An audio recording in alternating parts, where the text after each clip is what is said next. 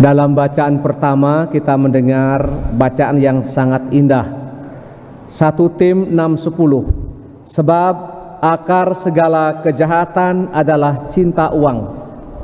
Teks itu bagi saya pilih 28 tahun yang lalu sebagai moto tahbisan saya, yang waktu itu menggemparkan banyak orang.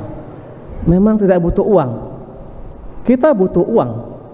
Uang itu bukan tujuan, tapi hanya alat, sarana untuk mendapatkan hal yang lebih besar, yakni harta surgawi. Sehingga waktu itu kebetulan ada Mayor Pitgo yang mengajarkan moral Kristiani. Waktu itu kemudian juga Romo Parera dan kami menjelaskan bagaimana Nabi Perjanjian Lama mengecam yang namanya lembu-lembu basan. Itu orang yang makan uang itu. Kecawek baik, kemudian itu menjadi permenungan saya pilih itu menjadi tema 1:6-10. Kemudian dalam berikutnya adalah pertandingan iman yang benar. Tahun 2002 pas Covid saya menciptakan lagu temanya pertandingan iman yang benar. Anda buka di YouTube-nya Romo Komang, itu ada lagunya itu. Saya nyanyikan itu dengan mantan Frater Tony sama Anthony sama satu si Angel. Kami nyanyikan itu di settingnya itu di kolam pancing Abian Basi itu. Buka aja Romo Kemang PR itu ada pertandingan iman yang benar itu. Itu mengesankan lagunya itu. Kayak lagunya semacam gaul-gaul sedikit begitu ya. Tapi bagaimana penting ini peranan harta benda ini. Wanita kudus ini membantu Yesus dengan harta benda ini. Ini yang menarik ya.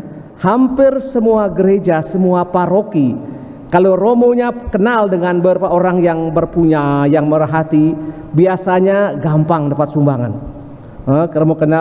Saya kenal teman-teman Romo di tempat lain. Kalau dia bangun apapun uang 3 miliar tuh gak sampai sebulan dapat itu.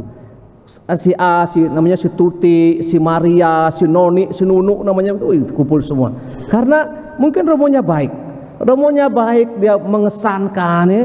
Dia khotbah orang tertawa semua lucu, tapi memang tidak lama begitu. Karena itu penting. Karena emang imam itu memang bisa berpengaruh ya. Kalau imamnya sudah mukanya buruk macam saya ini, macam tokek jepit pintu ini. Kalau khotbah lama-lama orang bosan nih. Mau kolektor 1.000 udah kasih mungkin cuma 5 rupiah mungkin. Bos makelo khotbah nih bang rupiah gini pagat satu ya. Semua doakan kami supaya kami tidak omong lama-lama supaya Anda tidak bosan ya. Dan setelah nanti kalau kami ngomong sedikit lama nanti kolektornya berkurang begitu ya. Semoga dengan ini kita dipanggil seperti Maria Magdalena, Yohana, istri Kusa, dan kemudian menggunakan harta benda kita membantu karya-karya gereja yang sama dengan karya Kristus sendiri, sehingga apa yang Anda berikan tidak pernah sia-sia.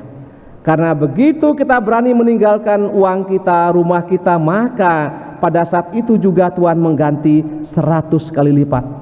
Nah, masalahnya, percaya apa enggak? Ketika Anda keep uang Anda sendiri, orang masih ngelapis. Tapi begitu kita berani membantu orang tanpa di luar rencana, dan itu pengalaman saya. Kita memberikan 1 juta, diganti Tuhan 10 juta. Itu berkali-kali saya alami sehingga saya sangat yakin akan teks itu. Saya kalau bantu betul-betulan sampai selesai. Kalau bangun sampai selesai. Sehingga dengan demikian, karena apa? Bukan kata kosong-kosong, tapi ada keyakinan saya pribadi. Ketika kita bisa membantu orang mencarikan uang misalnya, pada saat yang tepat Tuhan akan mengganjar itu. Karena memang uang itu penting, tapi juga uang itu bisa menjadi akar segala kejahatan ya. Hati-hati menggunakan uang, gunakan itu sebagai sarana untuk mendapatkan harta surgawi. Kita mohonkan rahmat dan keberanian ini dalam misah kita pada sore hari ini.